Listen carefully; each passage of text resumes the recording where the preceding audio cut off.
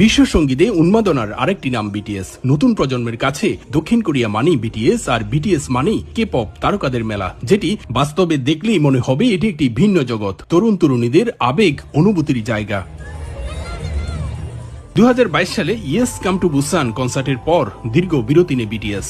এবার 12 বছর বর্ষপূর্তি উপলক্ষে মঞ্চ কাঁপানো পারফরমেন্স নিয়ে ফিরছে দলটি। এর মধ্যে দীর্ঘ প্রতীক্ষার প্রহর শেষ হল সঙ্গীত প্রেমীদের। বিটিএস এর 12 বছর পূর্তিতে শুক্রবার ও শনিবার দক্ষিণ কোরিয়ার গোয়াংকিং টেক্সে অনুষ্ঠিত হয়েছে 2 দিনব্যাপী বিটিএস ফেস্টা। সকাল 10টা থেকে সন্ধ্যা 7টা পর্যন্ত জনসাধারণের জন্য উন্মুক্ত থাকলেও সকাল থেকে তীব্র রোদ উপেক্ষা করে দীর্ঘ 1 কিলোমিটারের বেশি বড় লাইনে দাঁড়িয়ে হলে প্রবেশ করে বিটিএস প্রেমীরা। 60,000-এরও বেশি বিটিএস প্রেমীদের মিলন মেলায়, যার বেশিরভাগই তরুণী ও বিদেশি। এই তারকারা কিছুদিন আগেই সামরিক প্রশিক্ষণ নিয়ে ব্যান্ডে যোগ দিয়েছেন। তাদের স্বাগত ও অভিনন্দন জানাতেই আমরা এখানে এসেছি। বিটিএস এর 12তম জন্মদিনে তারা আবার পুরনো রূপে ফিরে এসেছে।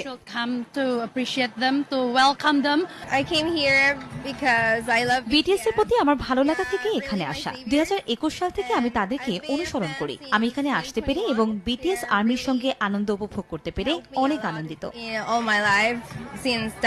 বিটিএস এর বর্ষপূর্তি উপলক্ষে প্রতি বছরের মতো এবারও বাংলাদেশি বিটিএস ভক্তদের পক্ষ থেকে উপহার বিতরণ সহ নানা কার্যক্রমে অংশ নেন এই তরুণী। টিমে থেকে আমি আজকে আসছি কারণ বিটিএস এর 12 বছর পূর্ণ হয়েছে। আমি বিটিএস কে চিনি 2018 সাল থেকে, আর পছন্দ হওয়া শুরু হয় 2000 ওদের ডিএনএ এরা থেকে। উৎসবে 20টিরও বেশি থিমযুক্ত বুথের আয়োজন করা হয়। Army bomb, whale photo zone, BTS game zone, BTS প্রাপ্ত পুরস্কার প্রদর্শনকারী ট্রফি জোন সহ ছিল বয়স জোন, যেখানে বিটিএস সদস্যদের রেকর্ড করা বার্তা শুনতে পান ভক্তরা। দক্ষিণ কোরিয়া থেকে মোহাম্মদ হানিফ, সময় সংবাদ।